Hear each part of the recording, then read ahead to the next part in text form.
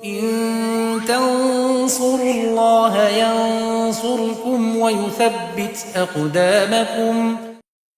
Hukum jalan-jalan di pasar.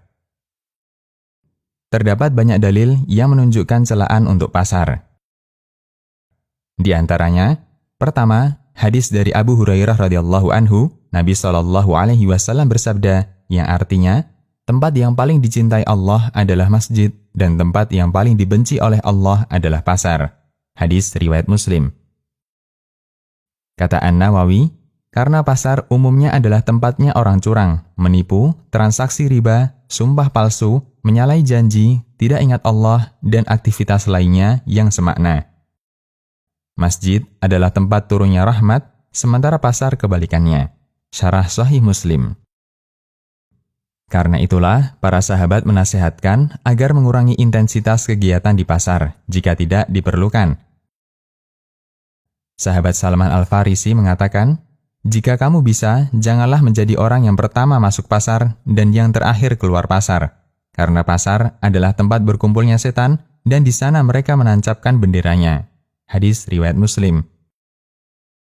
Dalam riwayat lain dari Abu Utsman, dari Salman radhiyallahu anhu, beliau mengatakan, pasar adalah tempat setan bertelur dan beranak pinak. Jika kamu bisa, jangan menjadi orang yang pertama kali masuk pasar dan yang terakhir keluar pasar. Hadis riwayat Ibnu Abi Syaibah. Demikian pula yang disampaikan sahabat Maisam radhiyallahu anhu, saya pernah mendengar bahwa malaikat berangkat dengan membawa benderanya untuk menyertai orang yang pertama kali datang ke masjid. Malaikat akan terus mendampinginya sampai dia pulang dan masuk ke rumahnya dengan membawa bendera itu. Sementara setan berangkat membawa benderanya untuk menyertai orang yang pertama kali masuk pasar. Hadis riwayat Ibnu Abi Asim dan disahihkan Al-Hafidz Ibnu Hajar. Celaan para sahabat terhadap pasar ini dipahami jika pasar itu tidak ada ikhtilat. Karena di masa silam, pasar hanya didatangi para lelaki. Mereka belum menyaksikan pasar yang berjubel ikhtilat, ada bencongnya, orang-orang ngamen, dan seterusnya.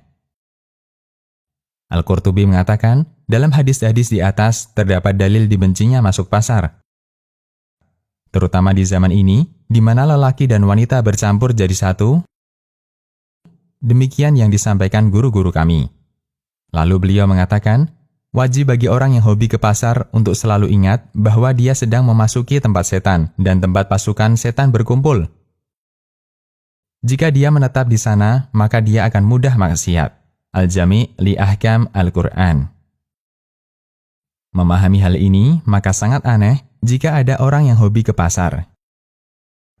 Datangnya ke pasar hanya untuk jalan-jalan, tidak hanya berlaku bagi ibu-ibu, peringatan ini berlaku bagi jenis kelamin apapun, termasuk bencong. Masuk pasar boleh saja bagi mereka yang membutuhkan, karena Allah ceritakan para nabi juga ke pasar untuk mencari rizki. Allah Subhanahu wa Ta'ala berfirman, yang artinya, kami tidak mengutus rasul-rasul sebelummu, melainkan mereka sungguh memakan makanan dan berjalan di pasar-pasar.